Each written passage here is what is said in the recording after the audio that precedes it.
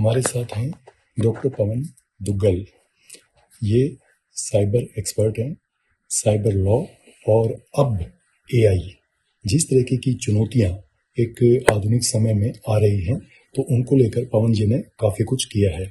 और अभी ये एक कॉन्फ्रेंस है जो the international AI accountability forum, तो इसके जरिए। तो पवन जी, पहले तो ये बताइएगा कि इस कॉन्फ्रेंस का मकसद क्या है। देखिए, आज की तारीख में हम पाते हैं कि हम लोग आर्टिफिशियल इंटेलिजेंस पर धीरे धीरे आश्रित होते जा रहे हैं। तो जैसे जैसे हम एआई पर ज़्यादा डिपेंडेंट हो रहे हैं, एआई इंसानों को नुकसान पहुंचाना शुरू कर गया है। It has begun to start causing harm to humans. तो जब इंसान को नुकसान एआई पहुंचाता है, तो जिम्मेवारी किसकी होगी, जवाबदारी किसकी होगी? ये एक महत्वपूर्ण मुद्दा है जो आज की तारीख में हम सबके सामने आ रहा है। तो इस संदर्भ को फोकस करते हुए हम लोगों ने अंतर्राष्ट्रीय आर्टिफिशियल इंटेलिजेंस अकाउंटेबिलिटी फोरम को स्थापित किया है। इसका मुख्य उद्देश्य ये कि दुनिया भर में देखा जाए कि क्या क्या हो रहा है एआई अकाउंटेबिलिटी को लेकर, और उसके तत्पश्चात कंट्रीब्यूशन और योगदान दिया जाए कि क्या क्या और हो सकता है एआई को ज़्यादा जवाबदारी बनाने के लिए। देखिए, अभी तक तो दुनिया जनरेटिव आर्टिफिशियल इंटेलिजेंस की ही बातें कर रही है, लेकिन अब ऑलरेडी हम एजेंटिक एआई पर जा चुके हैं। यानी कि आप और मैं, हम लोग एआई एजेंट्स इस्तेमाल करने लग गए हैं। अब जब एआई एजेंट्स हमारे कहने पर इंडिपेंडेंटली काम करते हैं, तो बहुत जल्दी यही एजेंट्स हमारे बरखिलाफ भी हो जाएंगे। तो उन्हें कैसे नियंत्रित किया जाए, उन्हें जवाबदारी कैसे बनाया जाए, क्या क्या कानूनी मुद्दों को मद्देनजर रखा जाए, कौन से कानूनी सिद्धांतों को दिमाग में रखने की आवश्यकता है जब हम एआई को ज्यादा जिम्मेदार बनाना चाहते हैं। इसी उद्देश्य को देखते हुए ये फिलहाल इंटरनेशनल एआई अकाउंटेबिलिटी फोरम आज हमने 14 मई 2026 को यहाँ पे ऑर्गेनाइज किया, और इस प्लेनरी में बहुत सारी महत्वपूर्ण चीजें हुई। एक तो पूरी दुनिया भर से स्पीकर्स आए, 4 कॉन्टिनेंट से स्पीकर्स आए दुनिया भर से। और दूसरी महत्वपूर्ण बात कि इस अकाउंटेबिलिटी फोरम ने आज 3 ऐतिहासिक फैसले लिए। पहला, उसने पारित किया universal declaration of artificial intelligence accountability rights. हम लोगों ने 1940 के दशक में देखा है कि universal declaration of human rights था, वो दशकों तक बिल्कुल कामयाब रहा। लेकिन आज एआई के युग में आवश्यकता है कि लोगों के जो एआई अकाउंटेबिलिटी अधिकार हैं, उनका भी घोषणा करना अत्यंत आवश्यक हो जाता है। तो ये universal declaration on AI accountability rights फिलहाल प्लेनरी ने पारित किए हैं।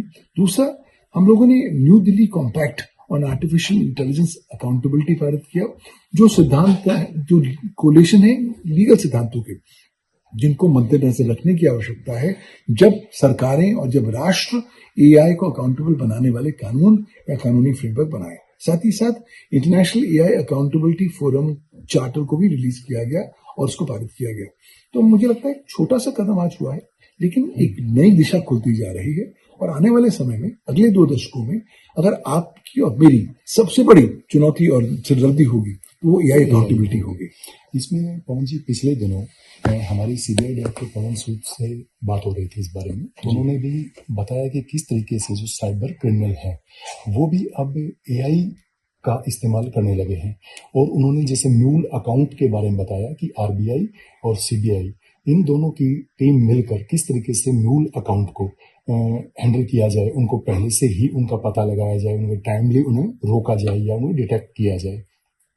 अभी फिलहाल एमएचए में जो I4C है, साइबर क्राइम की रोकथाम के लिए एक अच्छा बड़ा उन्होंने अपनी संस्था बनाई है, तो उसके में भी अभी म्यूल अकाउंट को लेकर उन्होंने भी एक इस तरीके से एआई की मदद से एक सॉफ्टवेयर तैयार किया है कि जिसमें म्यूल अकाउंट का समय रहते पता चल जाएगा।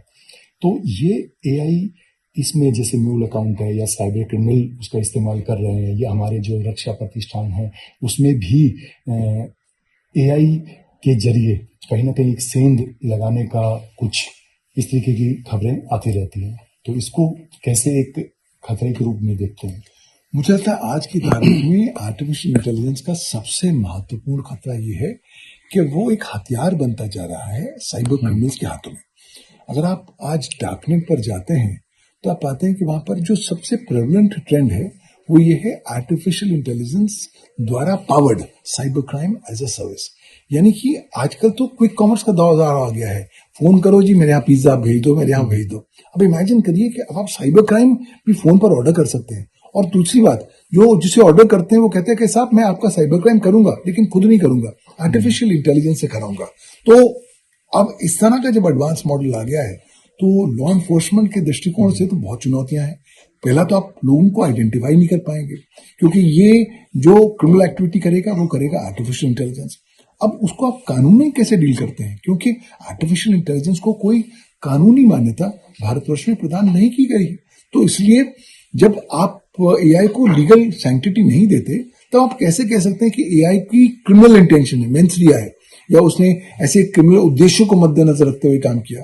तो इस तरह की जो एआई क्राइम्स हैं फिलहाल भारतीय कानून के दायरे में आते ही नहीं है। इनफैक्ट भारतीय कानून पूरी तरीके से असक्षम है इस प्रकार के एआई क्राइम्स को डील करने के लिए।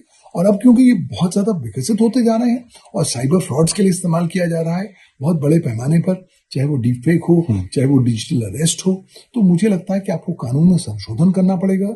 इन एआई क्राइम्स को पुनः से परिभाषित करके कानून का हिस्सा बनाना पड़ेगा और सख्त सजा के प्रावधान होने पड़ेंगे, ताकि लोग ये नहीं कह सकते कि साहब चलो एआई से हम क्रिमिनल एक्टिविटी कर लेते हैं, हम बच जाएंगे।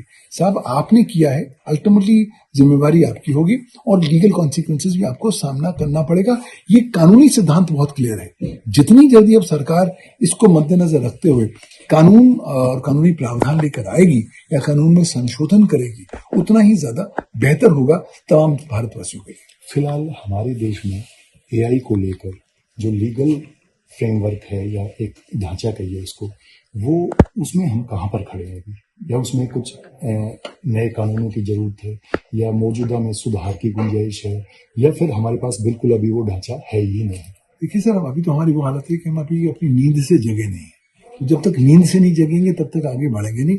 आज की तारीख पर में भारतवर्ष के पास कोई भी कानून नहीं है जो आर्टिफिशियल इंटेलिजेंस के प्रति समर्पित हो या जो आर्टिफिशियल इंटेलिजेंस के विभिन्न पहलुओं को छूता है। तो पंजी, फिलहाल एआई को लेकर, इसके इस्तेमाल को लेकर बहुत सारे सवाल खड़े होते हैं जी। यूथ भी चिंतित है, गवर्नमेंट भी चिंतित है।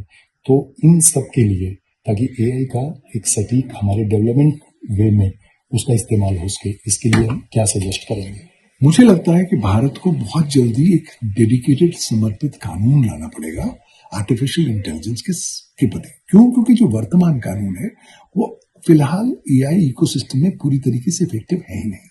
तो अगर आप 21वीं सदी की जो चुनौतियां हैं उसको अगर आप 19वीं सदी के कानूनों से डील करेंगे तो आप बहुत ज्यादा कारगर रूप से सफल नहीं होंगे। दूसरी महत्वपूर्ण बात, जो सर्विस प्रोवाइडर्स हैं उनकी जिम्मेवारियों को और परिभाषित करना पड़ेगा। सर्विस प्रोवाइडर्स ये नहीं कह सकते कि साहब ये मैंने ब्लैक बॉक्स आपको दे दिया है, इस्तेमाल करो ना करो, मुझे कोई लेना देना नहीं। सॉरी, आपने ब्लैक बॉक्स दिया है ना, आपकी जिम्मेवारी थी कि जिस वक्त आप बना रहे थे तब एटलीस्ट आप उसके अंदर लीगल गार्डरेज रखते, सावधानियां रखते, ताकि इसका दुरुपयोग इंसानों के बरखिलाफ ना हो या ये कहीं ना कहीं प्रकार से इंसानों के जो अधिकार हैं उनका उल्लंघन ना कर सके। तीसरी महत्वपूर्ण बात, हम सब उपभोक्ताओं को एक राइट होना चाहिए, right to explainable, accountable, transparent and sustainable AI. भाई एआई आप मुझे दे रहे हैं, लेकिन मेरे को अधिकार होना चाहिए ये समझने के लिए कि आपका एआई किस दिशा में कैसे काम करता है, कैसे निर्णय लेता है, मेरा डेटा क्या इकट्ठा करता है और क्या वो मेरे डेटा का दुरुपयोग करता है, और अगर करता है तो उसका असर मेरे अधिकारों पर कितना होता है। अल्टीमेटली मैं चाहता हूं कि हम जो भी कुछ लेकर आए ऐसे प्रावधान हो जो आर्टिफिशियल इंटेलिजेंस को ह्यूमन डिग्निटी के प्रति समर्पित कर सके, ताकि कुछ भी काम एआई करे वो इंसानों के बरखिलाफ ना हो, इंसानों की जो डिग्निटी है उनके बरखिलाफ ना हो, ना ही जो ह्यूमन राइट्स हैं, मानवीय अधिकार हैं, उनका उल्लंघन कर सके। इसके लिए लीगल गार्डरेल्स अभी बनाने होंगे इस वक्त जब हम एआई विकसित कर रहे हैं और इवॉल्व करते जा रहे हैं, लेकिन वो गार्डरेल्स तब आ पाएंगे जब कानून का डंडा होगा। अगर आप सबने निवेदन करेंगे कंपनियों को कि आप कर लीजिए, तो वो नहीं करेंगी, क्योंकि यहाँ पर मूला का सवाल है। वो पैसे में ज्यादा ध्यान रख रही हैं, उनको अभी लीगल गार्डरेल्स में ज्यादा फोकस नहीं करना है। तो जितनी जल्दी कानूनी प्रावधान आएंगे उतनी जल्दी भारत सुनिश्चित तौर पर अपने एआई इकोसिस्टम में थोड़ा बहुत सुदृढ़ रेगुलेशन ला पाएगा और भारतवासियों के डेटा का संरक्षण भी कर पाएगा। अगर आप ये वीडियो YouTube पर देख रहे हैं तो हमारे चैनल को सब्सक्राइब कर बेल आइकन दबाएं, और Facebook पर देख रहे हैं तो हमारे पेज को लाइक करें।